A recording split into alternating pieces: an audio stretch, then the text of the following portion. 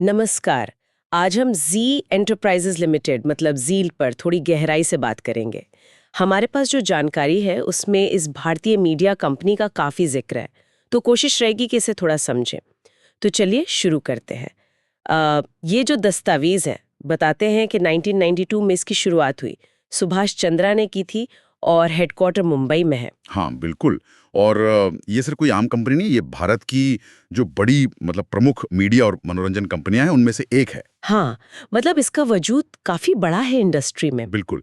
ये सिर्फ एक प्लेयर नहीं है, इसने तो मार्केट को बनाया है एक तरह से।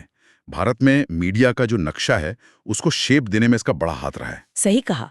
और स्रोत बताते हैं कि इनका काम का दायरा भी बहुत फैला हुआ है।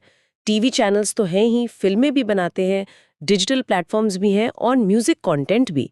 मतलब सब कुछ। हाँ, ये चीज़ दिलचस्प है। ये इनकी ताकत भी है। मतलब एक ही चीज़ पे टिके नहीं रहे। सही। हर तरह के कंटेंट में हाथ आजमाया है। स्रोतों में कुछ मेन चैनल्स के नाम भी हैं, जैसे जी टीवी, जी सिनेमा, जी न्यूज़, और फिर रीजनल चैनल्स भी हैं, जैसे जी मराठी, जी बांग्ला। हाँ। और तो और इंटरनेशनल चैनल्स भी हैं इनके। और ये जो चैनल्स का जाल है ना, ये दिखाता है कि ट्रेडिशनल टीवी में इनकी पकड़ कितनी मजबूत है। और ये जो रीजनल चैनल्स की बात आपने की, वो बहुत महत्वपूर्ण है। अच्छा, कैसे? देखिए, भारत इतना विविध देश है। यहाँ लोकल भाषा में कंटेंट देना मतलब सीधा दर्शक से जुड़ना। तो ये दिखाता है कि जी ने सिर्फ बड़े शहरों पर ही नहीं, बल्कि पूरे भारत पर ध्यान दिया है। हाँ, ये बात तो है। लेकिन अब जमाना बदल रहा है, तो इन दस्तावेजों में Z5 का भी जिक्र है। हाँ, Z5। जी का अपना OTT प्लेटफॉर्म, मतलब over the top streaming service, जहां टीवी शोज, फिल्में, वेब सीरीज सब मिलता है। और देखिए, आज के टाइम में ना, अपना एक मजबूत OTT प्लेटफॉर्म होना किसी भी बड़ी मीडिया कंपनी के लिए बहुत जरूरी है। हाँ, जरूरी तो है। ये सिर्फ एक और तरीका नहीं है कंटेंट दिखाने का, ये तो सीधा दर्शकों तक पहुंचने का जरिया है। और जो ग्लोबल स्ट्रीमिंग जायंट्स हैं, उनसे मुकाबला करने के लिए भी ये जरूरी है। मतलब Z5 शायद इनकी रणनीति का एक अहम हिस्सा है, डिजिटल दुनिया में बने रहने के लिए। बिल्कुल।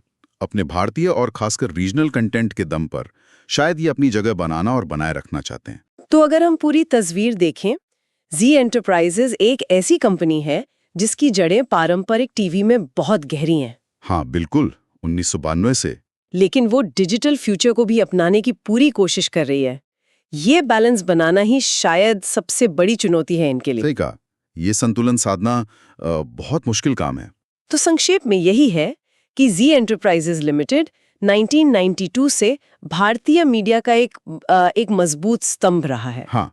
इनके पास बहुत सारे चैनल्स हैं और एक जरूरी डिजिटल प्लेटफॉर्म Z5 भी है। इसने भारत में मनोरंजन को काफी हद तक बदला है। बिल्कुल।